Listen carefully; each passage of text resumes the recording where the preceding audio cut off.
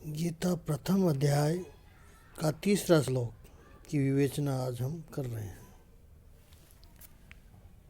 आध्यात्मिक दृष्टि से देखें तो पहला अध्याय ज़्यादा महत्वपूर्ण नहीं लगता।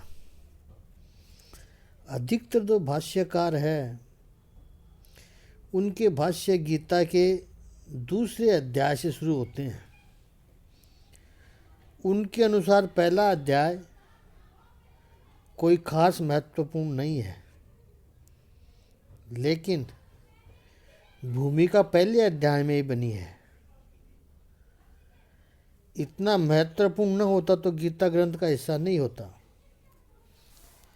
तो पहले अध्याय में महाभारत से जुड़ी कई घटनाएं आएगी और उनको हम आधुनिक जीवन से जोड़ने का प्रयास करेंगे।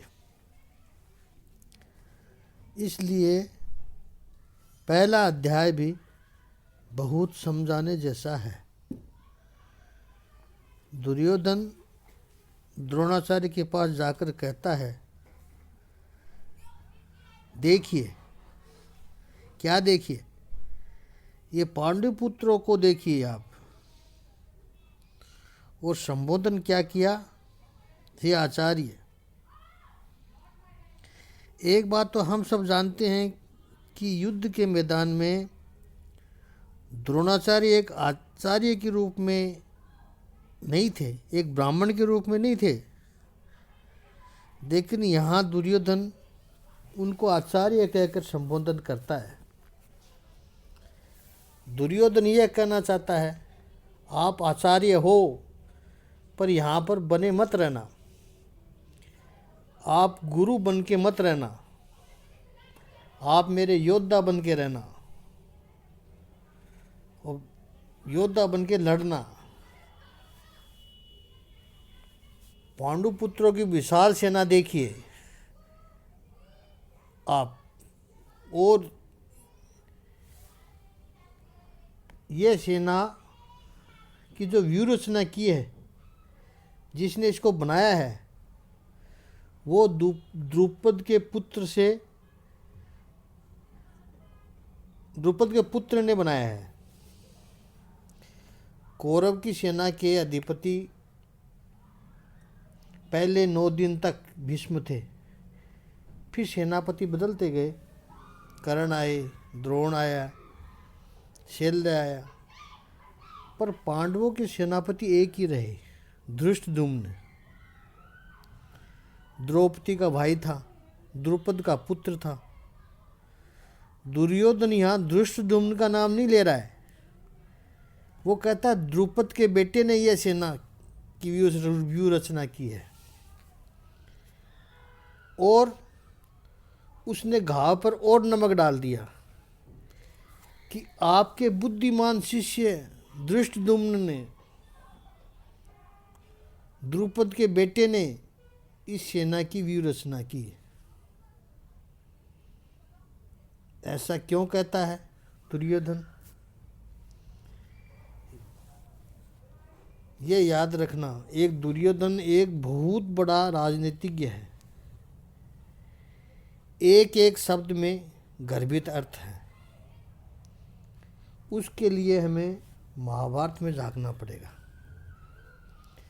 कथा ऐसी है कि द्रुपद और द्रोण एक गुरु भारद्वाज के शिष्य थे, साथ में पढ़े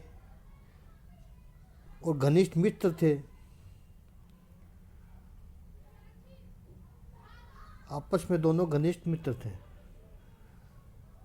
बचपन में द्रुपद ने कहा था पढ़ाई करते वक्त कि पढ़ाई पूरी हो जाएगी, अपने अपने मार्ग पर चले जाएंगे, लेकिन अलग नहीं होंगे। तुम मेरे साथ रहना, हे मित्र, तुम मेरे मित्र हो, और मैं इतना बड़ा राजा बनूंगा, उसका आधा राज्य तुम्हें दे दूंगा। ऐसा द्रुपद ने बचपन में साथ पढ़ते समय द्रोण से कहा था। द्रोण हंस दिए थे उस वक्त। प्रभावी ब्राह्मण थे, तेजस्वी ब्राह्मण थे द्रोण। आगे घटना ऐसी हुई, द्रुपद चक्रवर्ती सम्राट बने। द्रोण तेजस्वी ज्ञानी ब्राह्मण, लेकिन दरिद्र रहे। दरिद्रता का कारण भी रहा कि द्रोण किसी के पास कभी कुछ मांगते नहीं थे। महाभारत में ऐसे दो ब्राह्मण हैं, एक द्रोण और एक सुदामा। बहुत बड़े प्रतिनिधि है समाज के। शुरुआत दोनों की समान है, लेकिन बाद में उनके रास्ते बदल गए। द्रोण द्रुपद का मित्र है और सुदामा श्री कृष्ण भगवान के मित्र, द्वारिकाधीश के। द्रोण भी गरीब, आर्थिक रूप से गरीब है, सुदामा भी गरीब थे। दोनों में तपोधन बहुत था, ज्ञान धन भी बहुत था, भक्ति धन भी बहुत थी, लेकिन संसारिक संपत्ति की कमी थी। तेजस्वी थे, लोग उनके पास ज्ञान प्राप्त करने आते तो ज्ञान देते, जीवन की समस्याओं का समाधान लेने जाते तो वो भी देते, भक्ति मार्ग में कोई उलझन हो तो पूछने के लिए जाते, शास्त्रों को समझने के लिए आते तो ज्ञान देते। किसी से कुछ नहीं मांगते थे, कोई शर्त भी नहीं रखते थे। ये मांगते नहीं थे तो लोग देते भी नहीं थे। ये तेजस्वी ब्राह्मण अपनी जिम्मेदारी कैसे निभा रहा है, समाज ने ये फिक्र करनी छोड़ दी थी। ये तो ब्राह्मण है, इसको क्या चाहिए, ऐसी सोच रखने वाले आदमी थे, व्यक्ति थे। आज भी ऐसी समाज में सोच है। आपके घर में सत्यनारायण की कथा करने वाला ब्राह्मण 4 घंटे कथा करे और जाते हुए लिफाफे में डालकर उसको जो भी कुछ हो आप थमा दो। वो खोल कर देखे कि 51 रुपये। वो कहे कि मेरा आधा दिन चला गया और सिर्फ आप 51 रुपये दे रहे हो।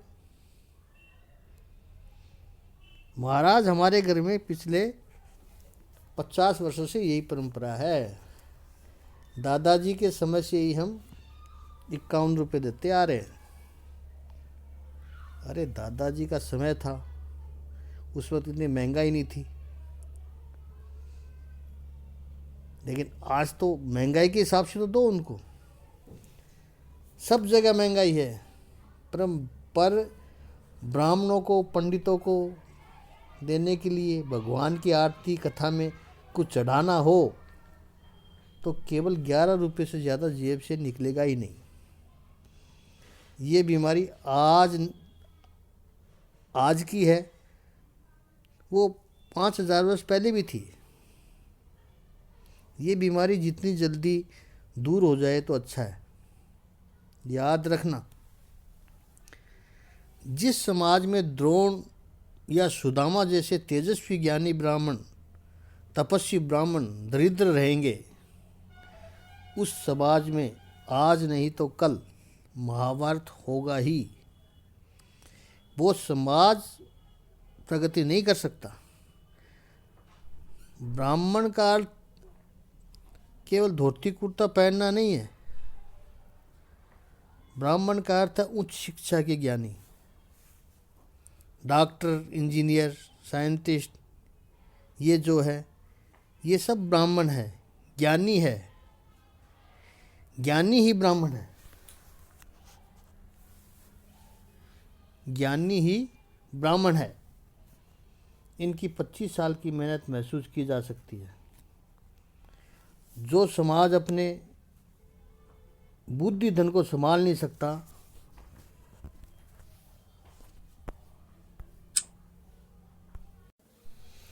जो समाज अपने बुद्धि धन को संभाल नहीं सकता, वो पिछड़ जाता है।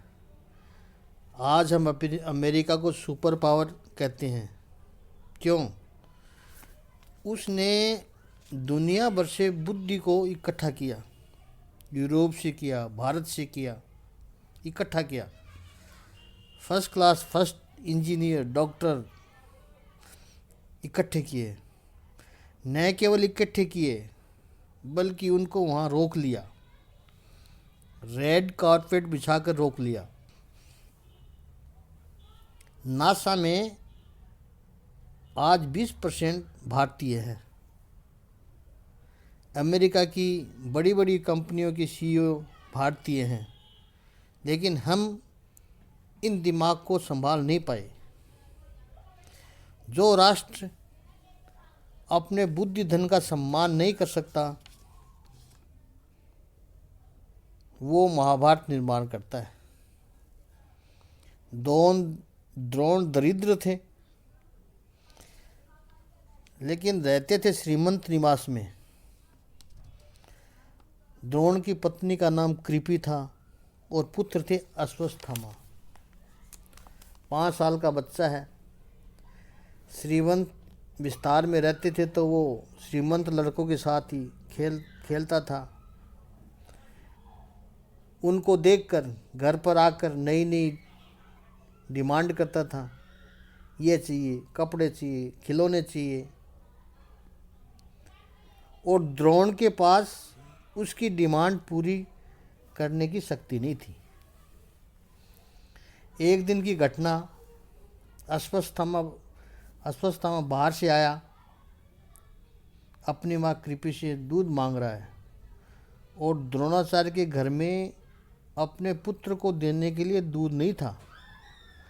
बालक है, जिद करता है, भूखा है, मुझे अभी चाहिए, अभी दूध चाहिए, रोने लगा।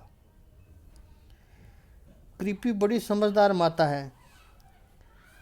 प्याले में पानी लिया, 1 चम्मच आधा आटा डाला, थोड़ी चीनी डाली, घोल कर सफ़ेद पानी बनाया और पिला दिया। 5 वर्ष का अश्वत्थामा तो दूध समझकर पी गया, लेकिन ये दृश्य देखकर द्रोणाचार्य के हृदय में एक आग जल उठी। पिता है, उसने सोचा, क्या अर्थ है मेरे ज्ञान का,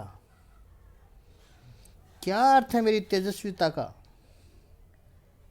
यदि ये समाज इतनी भी व्यवस्था न कर पाए कि मैं अपने पुत्र को दूध पिला सकूं।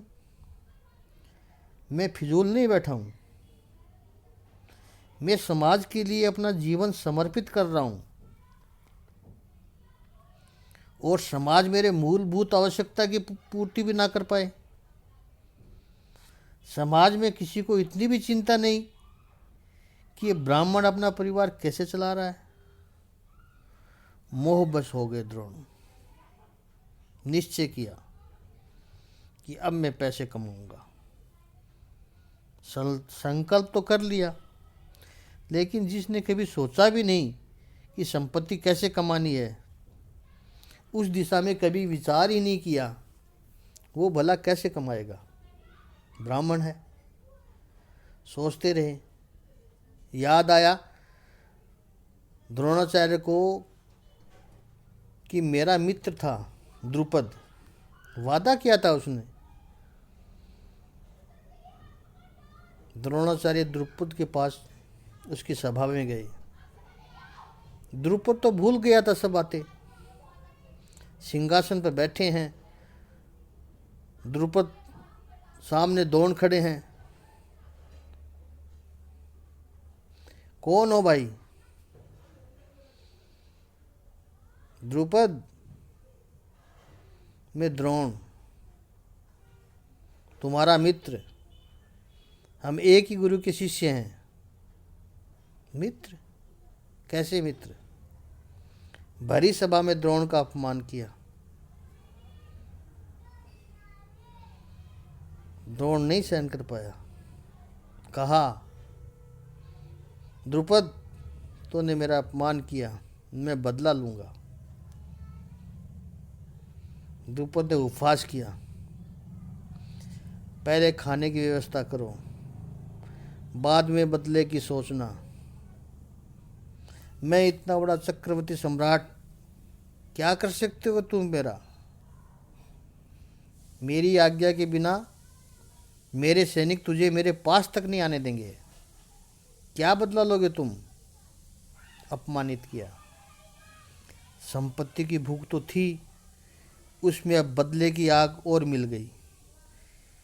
ये देखिए, तेजस्वी व्यक्ति तेजस्वी व्यक्ति का कैसे अधःपतन होता है धीरे धीरे। ज्ञानी ब्राह्मण है, तेजस्वी ब्राह्मण है, लेकिन क्या हालत बना दी है समाज ने उसकी। उसमें द्रोण का भी दोष है,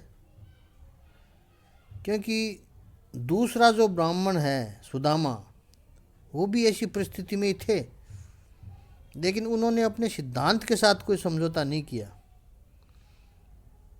तो परमात्मा उनको निहाल कर दिया। लेकिन द्रोणाचार्य अपने सिद्धांतों के साथ समझौता करते जाते हैं। द्रुपद की सभा से जब अपमानित होकर द्रोण निकले, जंगल में से गुजर रहे थे, हस्तिनापुर के आसपास, और वहाँ पर एक घटना हुई। पांडव और कौरव गिल्ली डंडा खेल रहे हैं। खेलते खेलते गिल्ली कुएं में गिर गई। राजकुमार कोशिश कर रहे हैं बाहर निकालने की, नहीं निकल रही है। इतने में द्रोण वहाँ पहुँचते हैं। राजकुमार से पूछते क्या हो गया। सारी बात समझते हैं। एक के बाद एक तीर मिलाकर गिल्ली निकाल दी। बच्चे खुश हो गए, छोटे छोटे हैं। ये सब शाम को महल में जाके भीष्म पिता की गोदी में बैठकर अपनी तुतली बोली से ये सारा वृत्तांत बताते हैं। एक तेजस्वी ब्राह्मण ऋषि ने हमारी गिल्ली कुएं से निकाल दी। तीर को जोड़ जोड़ कर गिल्ली निकाल दी। पितामह समझ गए ये द्रोणाचार्य ही हो सकते हैं। पितामह को अपने पुत्रों के लिए एक आदर्श गुरु की तलाश थी। सैनिकों को भेजा, आसपास में ही होंगे, बुला के लाओ। द्रोणाचार्य को बुलाया गया, निमंत्रण दिया गया कि आप कौरव और पांडवों के गुरु के रूप में स्थान ग्रहण करो, राजाश्रय स्वीकार करो। अधःपतन की यह दूसरी सीढ़ी है। द्रोणाचार्य ने राजाश्रय स्वीकार किया। इस प्रकार द्रोण पहले सरकारी अध्यापक शिक्षक बने। ऋषि अपना तपोवन चलाते थे, उनके पास विद्या प्राप्ति के लिए जाते थे, कोई फीस की बात नहीं होती थी। विद्या प्राप्ति के बाद लोग धन्यता के भाव से गुरु के चरणों में दक्षिणा समर्पित करते थे। उससे गुरु की जिम्मेदारियां चलती थी। ऐसा पहली बार हुआ कि सरकारी शिक्षक की नियुक्ति हुई। सब व्यवस्था हो गई, नौकर चाकर लग गए। अश्वत्थामा को पीने के लिए नहीं, नहाने के लिए दूध मिल गया, इतनी व्यवस्था हो गई। विद्याभ्यास पूरा हुआ। दक्षिणा देने की बात आई। द्रोणाचार्य के मन में वो बैर की भावना चल रही थी। उन्होंने अपनी इच्छा अपने शिष्यों को बताई कि गुरु दक्षिणा में मुझे द्रुपद को जो बंदी बना के लाए, वो मेरी गुरु दक्षिणा होगी। अर्जुन ने इच्छा पूरी की। वह द्रुपद को रस्सी से बांधकर बंदी बनाकर द्रोण के पास लाया। द्रोणाचार्य ने द्रुपद को हंसते हुए कहा कि द्रुपद, तुमने क्या कहा था, याद है? उस वक्त तो तूने हंसी में उड़ा दिया था। मेरा क्या कर लोगे? अब बताओ कौन श्रेष्ठ है। अब तो मित्रता संभव है। उस समय द्रुपद ने बड़े ही मार्मिक शब्द कहे जो द्रोणाचार्य को और घायल कर गए। जीते हुए द्रोण हमें छोटे लगते हैं और हारा हुआ द्रुपद महान लगता है। द्रुपद कहता है, द्रोणाचार्य, मैं तो क्षत्रिय हूँ और क्षत्रिय के लिए युद्ध में विजय और पराजय आधे आधे चांसेस होते हैं। ये कोई बड़ी बात नहीं है मेरे लिए, लेकिन मुझे इस स्थिति में लाने के लिए द्रोण तुम्हारा कितना अधःपतन हुआ। आज तक की यही परंपरा रही है कि गुरु के आश्रम में शिष्य जाते हैं, ज्ञान प्राप्त करते हैं और ज्ञान मिलने के बाद आदर से गुरु के चरणों में दक्षिणा समर्पित करते हैं। उस परंपरा को छोड़ करके तुम एक नौकर की तरह रह रहे हो, एक पगारदार की तरह रह रहे हो। अधःपतन तुम्हारा हुआ है द्रोण, मेरा नहीं। मैं तो क्षत्रिय हूँ, जीना मरना लगा रहता है। मेरे लिए जीना और मरना कोई बड़ी बात नहीं है। द्रोण के पास शब्द नहीं थे इस वाक्य का उत्तर देने के लिए। छोड़ दिया द्रुपद को। अब द्रुपद के मन में बैर की भावना कि द्रोण को हरा सके ऐसी संतान मेरे पास हो, इस इच्छा से द्रुपद ने यज्ञ किया। यज्ञ कुंड में से 3 संतान प्राप्त हुए, धृष्टद्युम्न, द्रौपदी व शिखंडी।